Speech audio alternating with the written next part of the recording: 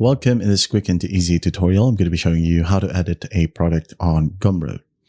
So first up, when you go ahead over to your profile right here, went over to products, you clicked on the link or three dots right here, you won't be able to see an edit button.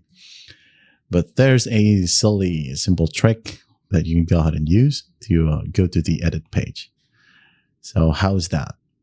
You can just easily click on the title or the photo itself. All right, just like so. And here we have it. We are now under the product page. You can enter or edit the description, the settings, or whatever you want, and edit the content as well. Insert some dividers, upload some more content, go to receipts, and the share button right here. All right. So that's basically it. That's just how simple it is to edit a product on Gumroad. Well, I hope this video helps, and I'll see you in the next one.